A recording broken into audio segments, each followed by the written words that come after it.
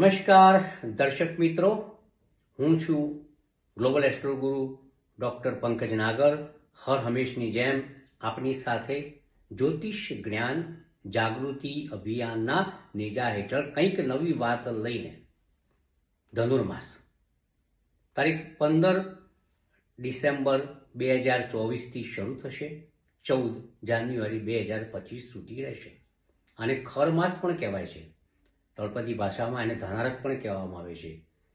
જ્યારે સૂર્ય ધન રાશિની અંદર પ્રવેશે ત્યારે એને ધનારક કહેવાય. ત્યાંથી કમૂરતાની શરૂઆત થાય.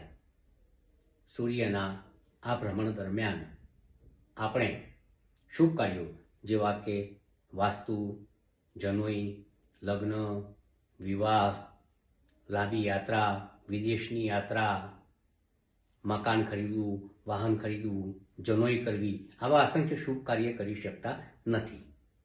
કારણ કે ધાર્મિક રહસ્ય એવું છે કે જ્યારે સૂર્ય ધન રાશિની અંદર પ્રવેશ કરે ત્યારે એ પોતાના ગુરુ બૃહસ્પતિ એટલે કે આચાર્ય ગુરુની સેવામાં લાગી જાય છે.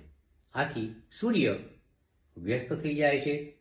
પરિણામે ધનુર્માસ દરમિયાન સૂર્યની ગેરહાજરી વર્તાય છે અને ગુરુ પોતાના શિષ્યની સેવા લેવામાં પણ વ્યસ્ત થઈ જાય છે. આથી ગુરુની પણ ગેરહાજરી વર્તાય છે. બે મહત્વના ગ્રહોની ગેરહાજરી ધનુર્માસ દરમિયાન એટલે કે સૂર્ય અને ગુરુની ગેરહાજરી અને એમની ગતિ સ્લો ડાઉન થવાના કારણે આપણે ધનુર્માસ દરમિયાન કોઈ પણ શુભ કાર્ય કરવું જોઈએ નહીં. આથી જ આપણા જે આર્ષદ્રષ્ટાઓ છે, ભૃગુ, કશ્યપ, વરામિહિર, મંત્રેશ્વર, તમામ ઋષિ મુનિઓએ આ માસ દરમિયાન શુભ કાર્ય કરવાની મનાઈ કરેલી છે. હા મિત્રો, ખાસ કરીને રાશિ ભવિષ્યની વાત કરું.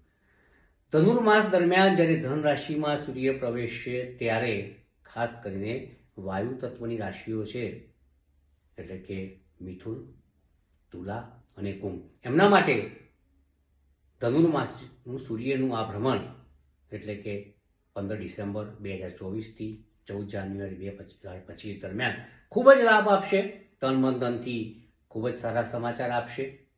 બીજી વાત કરું કે જે પૃથ્વી તત્વની રાશિઓ છે એટલે કે વૃષભ, કન્યા અને મકર, આ લોકોએ સૂર્યના ધન રાશિના ભ્રમણ દરમિયાન ચેતતા રહેવાની જરૂર છે. ક્યાંક ને ક્યાંક આર્થિક, માનસિક, શારીરિક નુકસાન થઈ શકે છે.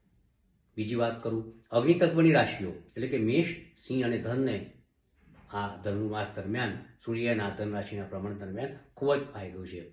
જળ તત્વની રાશિ કર્ક, વૃશ્ચિક અને મીન, એના માટે આ ભ્રમણ તટસ્થ છે. આવો મળીએ, પુનઃ વાત કરીએ. નમસ્કાર.